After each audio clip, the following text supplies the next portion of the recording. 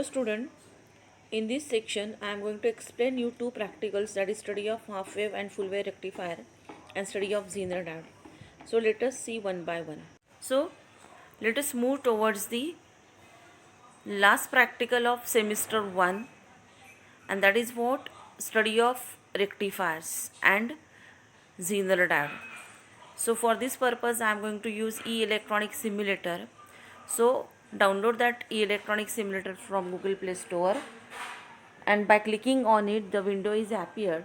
Then move towards the tab that is circuits, then click on diodes. Once you click on diodes, click on half wave rectifier.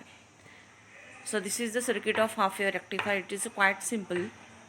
Half wave रेक्टिफायरमध्ये main component काय वापरला आहे आपण, तर diode. Half wave rectifier आपण शिकलो आहे. Half wave रेक्टिफायरमध्ये एकच डायोड वापरला जातो आणि इनपुटला AC सिग्नल साईन वेवफॉर्म दिले बघा 40 हर्ट्झची, आणि जो 640 ओमचा रेजिस्टर वापरला आहे त्याच्या अक्रॉस आपल्याला आउटपुट मिळत आहे. आता खालच्या वेवफॉर्म बघा, इनपुटला काय देतो आपण, 5 व्होल्ट ज्याचे ॲम्प्लिट्यूड आहे, व्होल्टेज आहे, अशी AC सोर्स देतो आहे.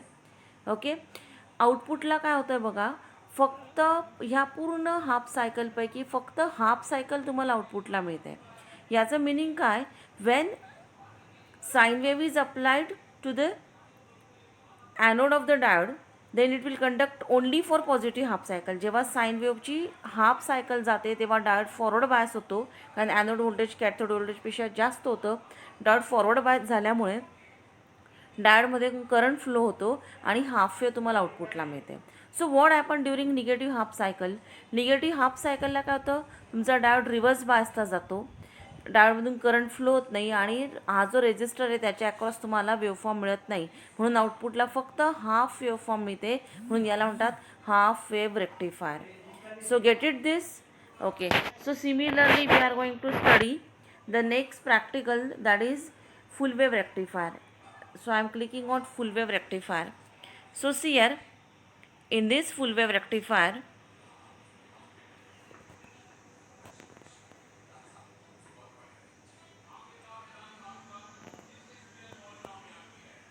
so this is the full wave rectifier, that is also known as bridge rectifier, in which 4 diodes are used. So what happened, the input signal itself is the 40 Hz sine wave.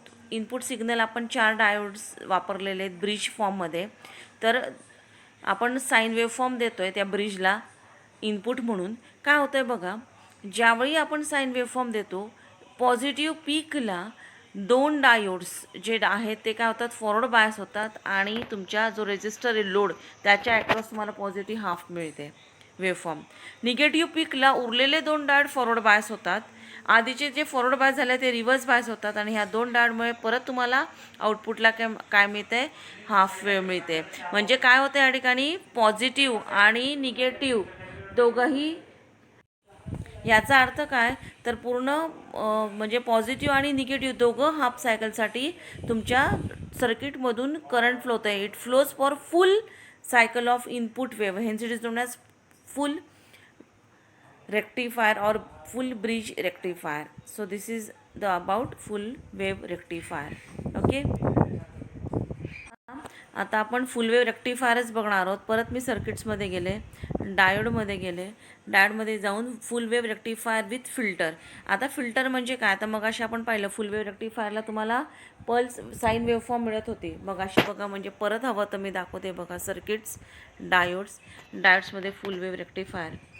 तर ह्या फुल wave रेक्टिफायरला काय होतं आहे, तुम्हाला आउटपुटला waveform येते बघा. इनपुटला साईन वेवफॉर्म आहे पूर्ण 5 व्होल्ट AC सोर्स, पण आउटपुटला जी वेवफॉर्म येते त्या ठिकाणी साईन वेवफॉर्म म्हणजे फक्त पॉझिटिव्ह पीक अवेलेबल आहे कंटिन्युअसली.